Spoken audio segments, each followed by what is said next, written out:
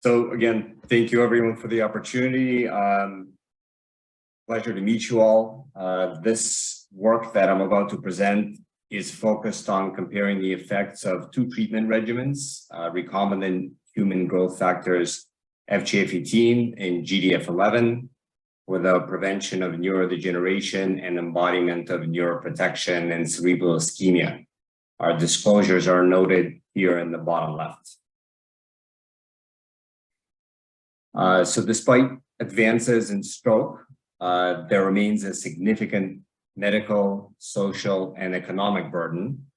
By WHO estimates, there are about 15 million people who suffer a stroke every year, and roughly 5 million of those pass, with another 5 million permanently disabled. Stroke is broadly divided into recurring and new, ischemic and hemorrhagic, but the pathology of the disease is significantly more complex than the binary classifications due to the diversity of the causes, affected tissue types, substructures, cells, and their interactions. The only effective acute phase therapeutic currently approved in the US is tissue plasminogen activator, or TPA. And while useful in acute ischemia, TPA has a very narrow therapeutic window on the order of single-digit hours and is associated with increased risk of hemorrhage. So both of these factors obviously drastically limit its applicability and potential. The current approaches can be broadly subdivided into physical, such as thrombectomy and cerebral cooling, and pharmacological, such as the aforementioned TPA. In addition to the approved treatments, several approaches ranging from anti-inflammatory steroids to acetylsalicylic acid have been investigated in the clinic. From the therapies evaluated to date, excluding those focused on prevention and symptom management, only timely thrombectomy and tissue plasminogen activator have demonstrated an optimal risk-benefit profile sufficient for regulatory approval in the US. This is due in part to the complex etymology of the disease, multimodality of secondary events, and obviously the aforementioned diversity of affected biological structures. A number of growth factor-based therapies have also been evaluated in clinical and preclinical studies. The therapeutic rationale cites potential regenerative as well as neuro and cerebroprotective properties. Importantly, not all growth factors appear protective or regenerative, as in the case of, for example, FGF23, where high circulating levels have actually been associated with increased risk of stroke. And similarly, GDF15, for example, has been associated with post-stroke depression, with some studies suggesting causation. Genome-wide association studies have also identified several variants predisposing patients to stroke and more severe outcomes, the most well-characterized of which is obviously the BDNF Val66 MET polymorphism, which is strongly associated with worst outcomes. Based on this backdrop, it was decided to focus our work on factors which haven't yet been clinically evaluated, but showed promise in neuroprotection and neuroregeneration based on preclinical models of cerebral ischemia. So FGF18, shown here on the left, belongs to the heparin binding growth factor family with distinct tissue-specific roles in differentiation, morphogenesis, and proliferation. In the joints, it promotes specifically hyaline cartilage formation. In the lung, alveolar branching, and in the hair follicle, maintenance of telogen phase and inhibition of entry into anagen. So it's interestingly, it's what you would call a pleiotropic factor, which affects multiple different tissues differentially. GDF11, on the other hand, is a member of the TGF-beta superfamily and is an essential factor for proper vertebral patterning, orofacial development, and appears to regulate the anterior posterior patterning in both mesodermal and neural tissues. They're both secreted. On the left, you can see a secretion signal of 1 to 27 on FGF18 and 1 to 24 on the GDF11. And in both cases, they are functional as proteins that are being expressed from bacterial systems, so without the full glycosylation.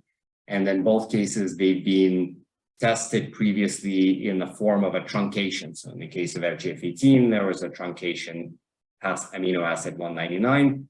And in the case of GDF11, the initial studies focused on a 407 amino acid subunit, which resulted from a functional truncation at amino acid 299.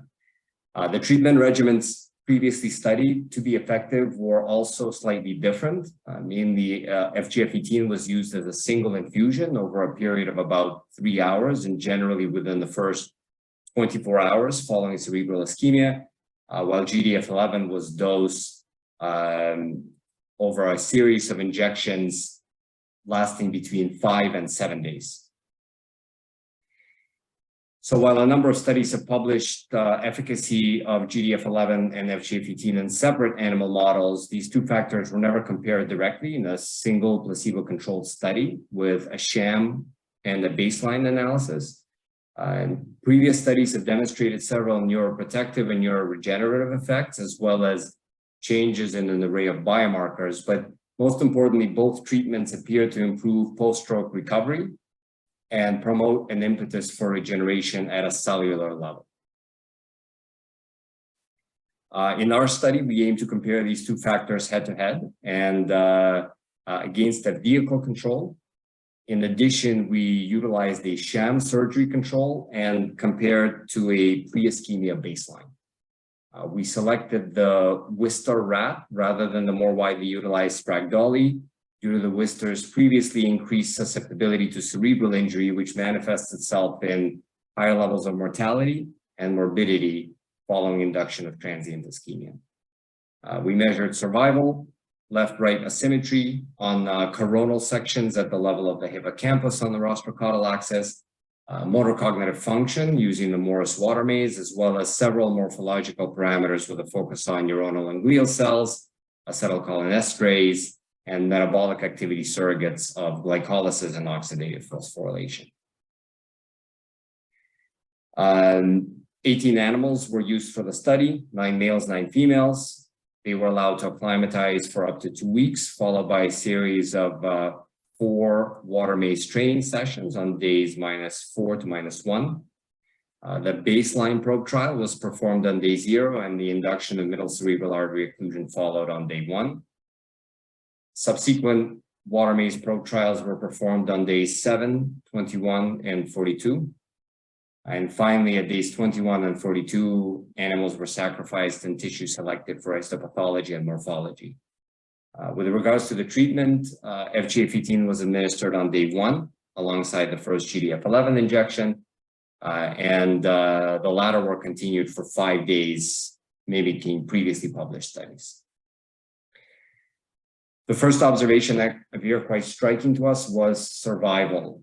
The mortality proportion of the placebo-treated animals was 22.2%, with an upper and lower confidence intervals of 47.6 and 6.4% respectively.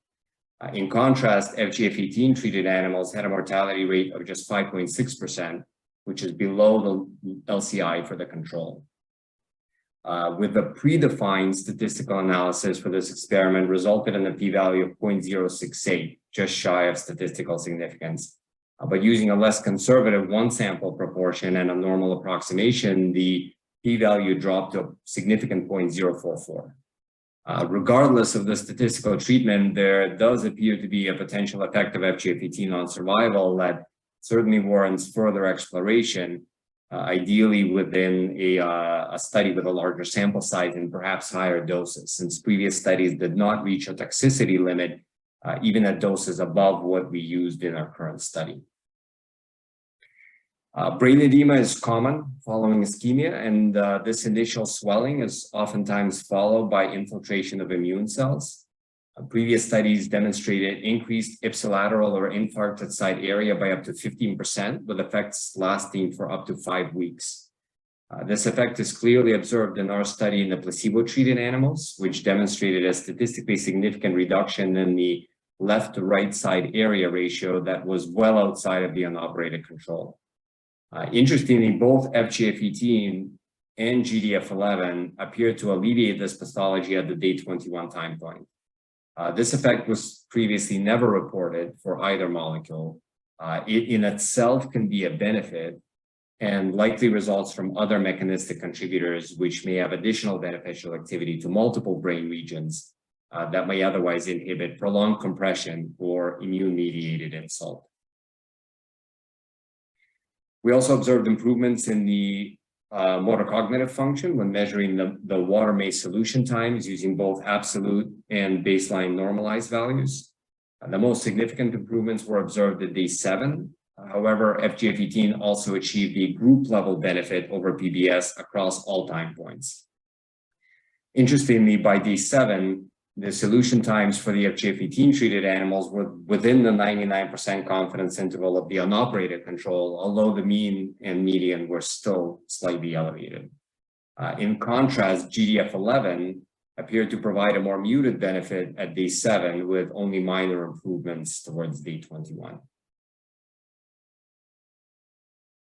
As pathological signatures of cerebral ischemia are preserved through weeks to months following initial injury in rodents, we decided to use a modified Nissl stain to assess for signs of neuronal degeneration, demyelination, and gliosis. PBS-treated animals had the highest counts of neurons with abnormal morphology, well above the unoperated sham. In contrast, the number of neurons with abnormal morphology for rhGDF18 treated animals was comparable to baseline, while GDF11 showed a slight, non-statistically significant elevation from baseline. All groups demonstrated improvements over time, achieving statistical significance over the early time point.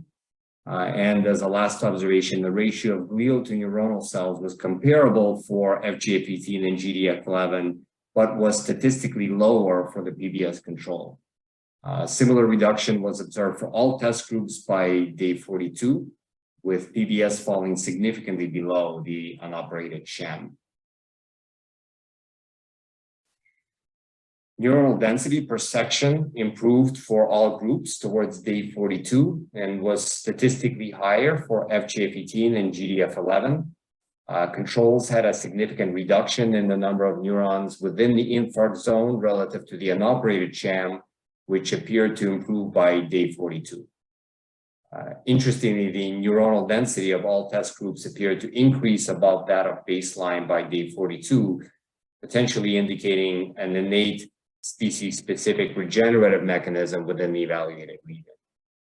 Neuronal soma volume was initially reduced in the PBS-treated animals, with all test groups normalizing to the level of the unoperated sham by day 42. And finally, improvement in neuronal density correlated quite well with recovery in motor cognitive function, but could not on its own explain the differences in their entirety. Interestingly, cholinergic neuron density and activity increased in the rhGDF18 treated group, but remained constant in the GDF11 treated animals. In contrast, cholinergic neuron density declined in the vehicle treated control, while activity remained largely unchanged. The decline in the PBS treated animals is especially interesting in light of a general improvement in the overall neuronal density. This observation suggests that whatever compensatory mechanisms are observed when it comes to neuronal survival and regeneration, the effects are not uniform amongst the subpopulations, at least in the case of the vehicle-treated group, and also likely in the case of GDF11, which do not demonstrate an increased cholinergic neuron density over time. But if you recall, they demonstrated an increased neuronal density, overall neuronal density. Finally, we measured the overall metabolics within the collected section by quantifying LDA and SDA activity as surrogates of glycolysis and oxidative phosphorylation.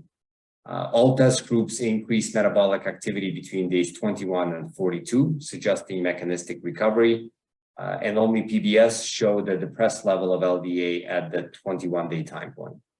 The effects were not consistent across all treatment groups. rhGDF18 had slightly elevated metabolic activity at both time points, while GDF11 produced a D21 activity level comparable to the unoperated sham, and then demonstrated an elevation in OXPHOS and glycolysis by day 42.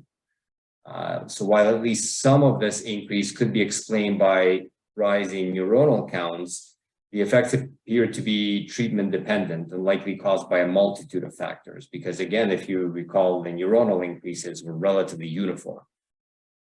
Further studies are certainly warranted to assess a more detailed time course and potential therapeutic effect of these metabolic findings.